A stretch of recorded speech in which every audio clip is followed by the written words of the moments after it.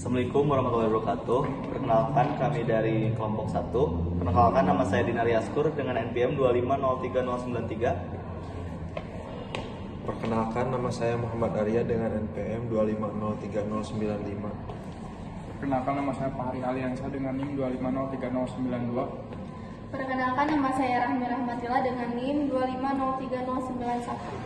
Perkenalkan nama saya Natia Almay dengan NIM 2503096.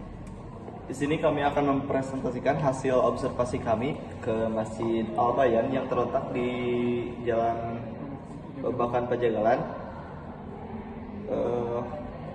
dengan judul Penerapan Konsep Moskipreneur di Masjid Al-Bayan. Proposal ini disusun dalam rangka memenuhi tugas mata kuliah agama sekaligus sebagai bentuk kepedulian kami terhadap peran masjid di masyarakat. Selanjutnya akan ada pembahasan tentang permasalahan yang ditemukan yang akan dibahas oleh rekan kita.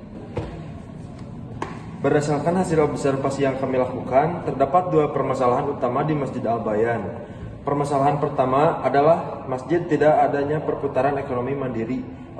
Operasional masjid masih hangat bergantung pada keluarga wakif dan sedekah jamaah yang sifatnya tidak rutin. Kondisi ini berisiko menghambat keberlangsungan masjid dalam jangka panjang. Permasalahan kedua adalah minimnya aktivitas pemuda. Saat ini kegiatan masjid lebih banyak diikuti oleh bapak-bapak dan ibu-ibu, sementara pemuda belum memiliki wadah untuk berkontribusi secara aktif. Akibatnya, masjid kehilangan peran penting sebagai pusat pembinaan generasi muda dan kurang menghadirkan kegiatan yang inovatif serta relevan dengan perkembangan zaman. Lalu di sini lanjut dengan teman saya. Selanjutnya saya akan membahas mengenai solusi masalah yang tengah dihadapi. Konsep Moskipreneur. Untuk menjawab permasalahan tersebut, kami menawarkan solusi berupa penerapan konsep Moskipreneur. Ini merupakan model bisnis berbasis masjid yang mengintegrasikan nilai-nilai Islam dalam kegiatan kewirausahaan. Konsep ini diwujudkan melalui pembentukan koperasi syariah masjid yang mengelola usaha halal seperti produk makanan, jasa komunitas, maupun UMKM digital. Keuntungan usaha dibagi dengan skema 70% untuk operasional masjid dan 30% sebagai modal rotasi bagi pemuda. Dengan adanya sistem ini, masjid diharapkan dapat memiliki sumber dana mandiri yang berkelanjutan, sekaligus membuka peluang bagi pemuda untuk terlibat aktif, belajar berwirausaha, dan mengembangkan keterampilan yang bermanfaat. Oke, selanjutnya di sini saya akan menjelaskan atau memaparkan tentang strategi informasi dan manfaat. Nah, di sini ketika sudah ada konsep, maka dari sini kita akan untuk menjalankannya dengan baik konsep tersebut, kita membutuhkan beberapa langkah ataupun strategi yang diperlukannya.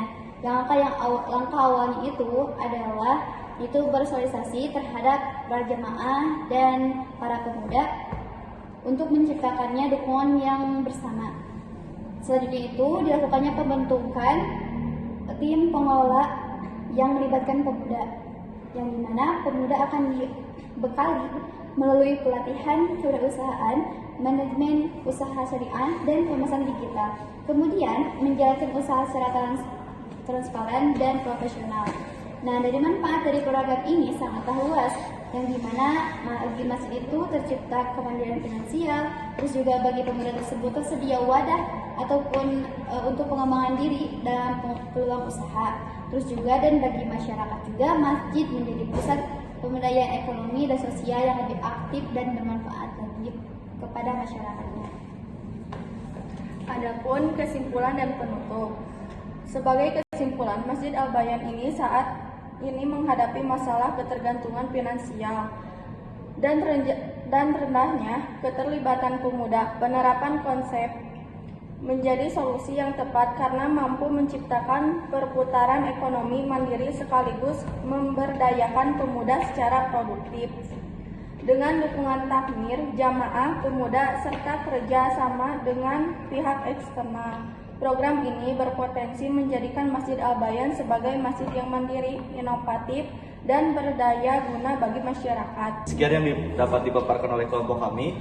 Mohon maaf bila ada kekurangan. Wassalamualaikum warahmatullahi wabarakatuh.